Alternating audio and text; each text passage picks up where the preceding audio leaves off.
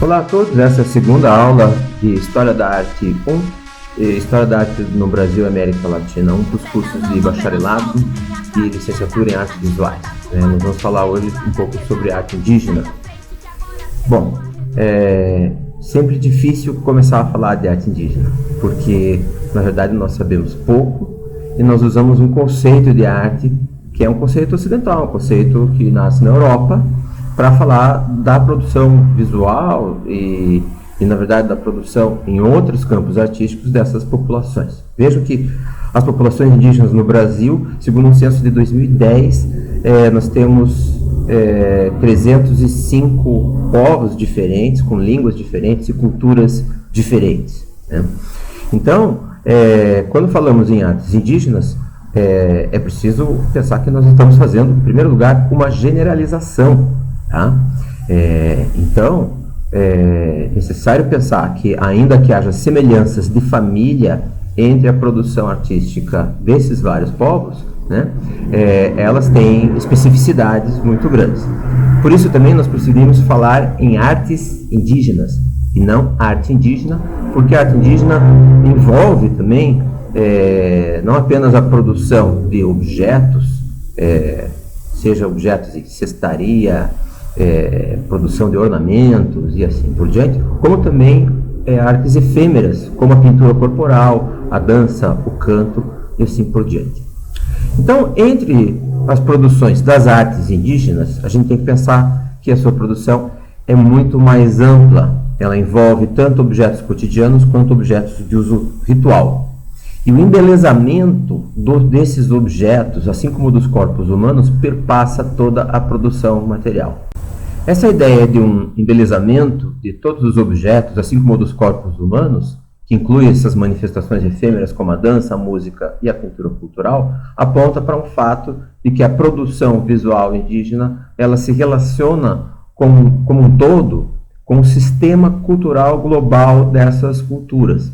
Então, elas são formas tanto de transmissão como de aplicação de várias formas de conhecimento, tanto o conhecimento dos materiais, mas especialmente porque é muito comum que essa produção se associe aos mitos fundantes dessas sociedades, né? Ou seja, os mitos que organizam e que explicam o mundo humano e também o mundo material. E não apenas o mundo humano e o mundo material, como também o mundo sobrenatural, tá? Então, os ornamentos e os padrões formais, eles expressam muitas vezes relações entre os humanos, então vai ser comum que hajam pinturas corporais, por exemplo, que definem quem pertence a qual clã, quem pertence a uma determinada categoria social, mulheres solteiras, mulheres casadas, mulheres que tiveram filhos ou mulheres que ainda não tiveram filhos, né? Mas também expressa a relação dos seres humanos com as dimensões míticas e sobrenaturais. Então, para a gente começar a falar das artes indígenas, vamos falar de algumas dessas semelhanças de família a que eu me referi antes. Então, esse é um escudo do povo Dessano, no Amazonas, e é interessante observar como um objeto, a princípio, utilitário, ou seja, é um objeto destinado à defesa, ele é realizado segundo uma ordem geométrica bastante irregular. Então, há toda uma tecnologia, um saber nessas amarrações, na disposição do material, que o estabelece como um objeto formalmente organizado, né? É um objeto bastante bonito.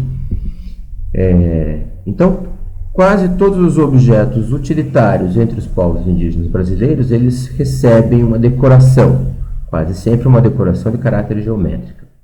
Então, vejam que um remo, por exemplo, para impulsionar uma canoa, ele não precisa desses desenhos geométricos, tá? Então, os remos carajá, por exemplo, são todos pintados com esses elementos geométricos que fazem referência ao espírito do rio. Então, ele assegura, através dessa decoração, uma comunicação entre a pessoa que está navegando o rio e esse elemento geográfico que é compreendido numa chave mítica. Os grafismos indígenas brasileiros são bastante intrincados e bastante sofisticados. O caso desse cesto guaraquena, por exemplo, em que a gente observa um padrão geométrico muito simples, na verdade, e ao mesmo tempo muito complexo. Então, eu desafio qualquer um de vocês que está assistindo a desligar esse vídeo e copiar de memória esse padrão. Muito embora ele seja muito simples, ele é muito difícil da gente memorizar, né?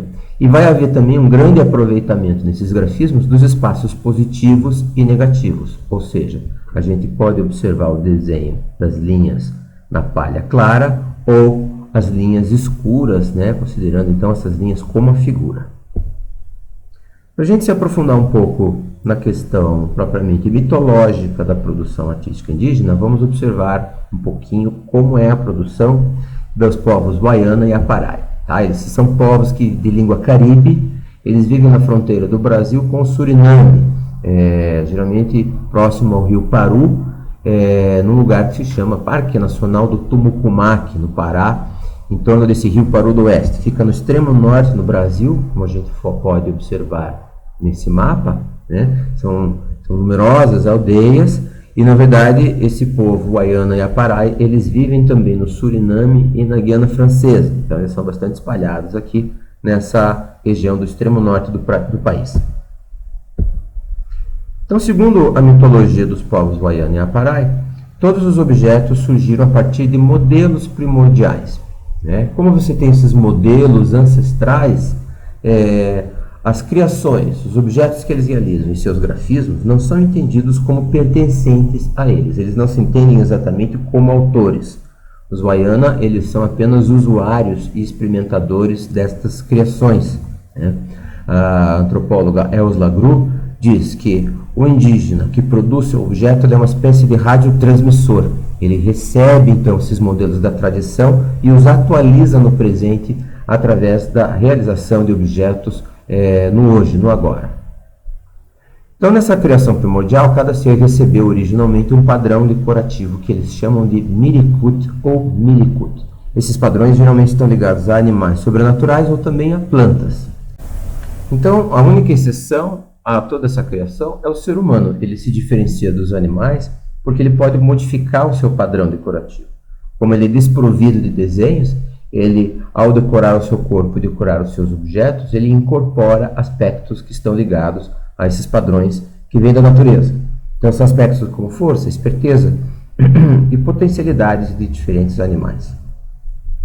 A origem dos grafismos é explicado, entre outras lendas, pela lenda da serpente Tuluperê, em Wayana, ou Oruco, para os Aparai. Tá? Então, o principal desses padrões é o chamado Tuluperê Mirikut, que é o padrão da serpente sobrenatural ou da lagarta descomunal. Observem que, como se tratam de narrativas orais, há sempre muita variação na forma como isso é contado.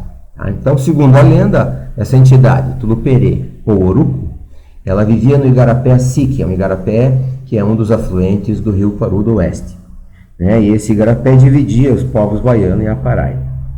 Esses dois povos buscavam alianças através de casamentos ou trocas, né? Eles iam atravessar esse riacho, porém a serpente era avisada por uma arara e as canoas eram atacadas por Tuluperê. As canoas afundavam, as pessoas morriam e assim por diante.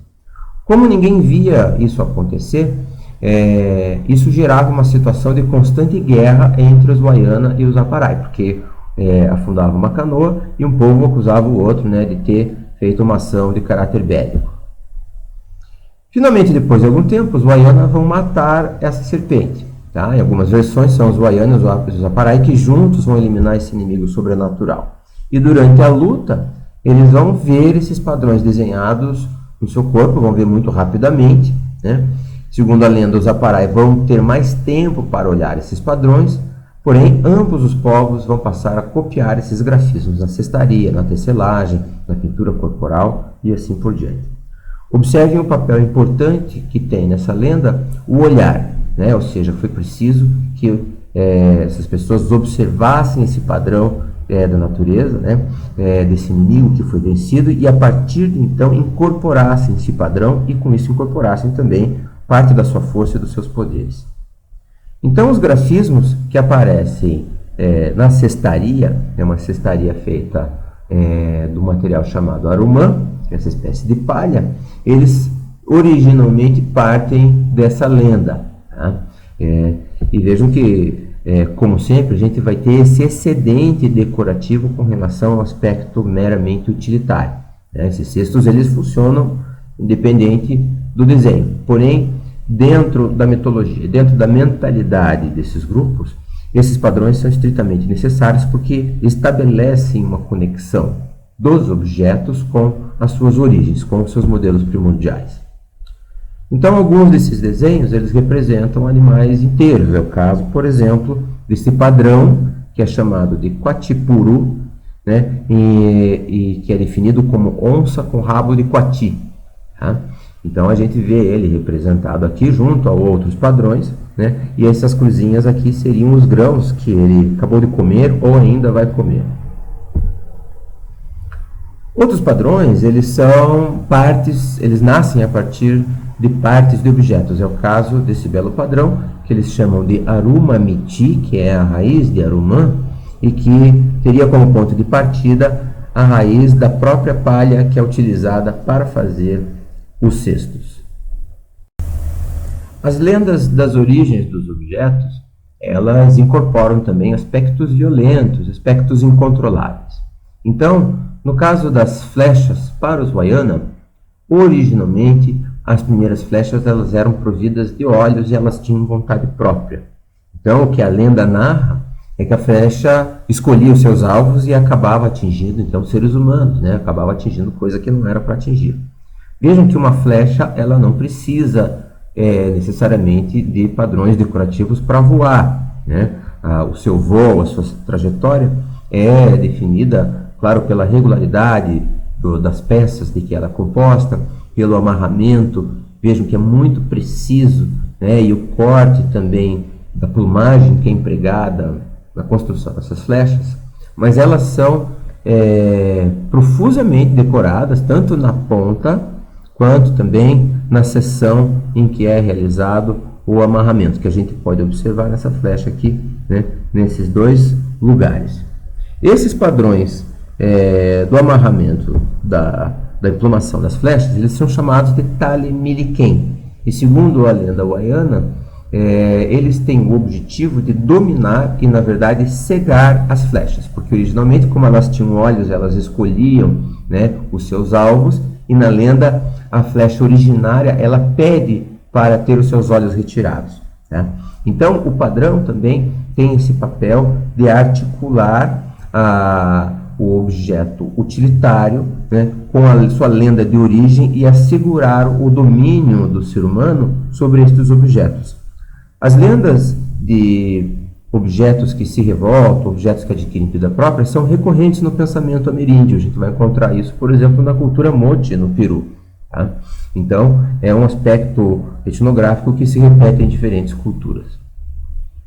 Outro desenho importante é aquele que é feito na maluana ou maruana, que é a roda de teto. Essa roda de teto ela é feita numa casa coletiva que é chamada de tucuzipã ou parotopo. Ela não é uma casa destinada à habitação das famílias indígenas, né, mas sim um local de celebração de diferentes rituais, distribuição de bebidas alcoólicas, né, realização de rituais que envolvem máscaras e assim por diante. O padrão que é pintado nessa roda de teto, nessa casa coletiva, então, se chama Maluanaime, que é o padrão da arraia sobrenatural. E para a realização desse padrão, eles usam, né, um segmento de tronco que deve ser pintado, deve ser todo trabalhado fora da aldeia e depois retorna, né? Então, esse animal aqui seria uma representação desse ser sobrenatural, e os padrões geométricos que são empregados aqui, eles não são empregados em nenhuma outra situação, nem na pintura corporal, nem na cestaria. Tá? Então, faz parte também das culturas indígenas a definição de determinados espaços rituais, espaços hierárquicos de importância, através da aplicação de grafismos. E daí, nesse local, é que eles usam, então, os bancos. E os bancos são um elemento muito importante dentro das culturas indígenas brasileiras. Tá?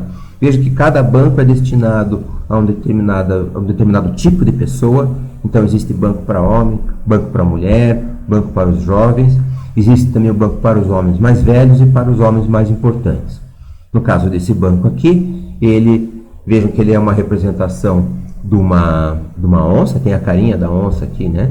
E o rabo dela atrás, e ele recebe um grafismo que é chamado de kaikui ou kaikushi, que é o desenho da onça de duas cabeças, né? Que é esse padrão decorativo aqui, e que certamente está ligado a esse poder, né? A essa força e o perigo que representa uma onça.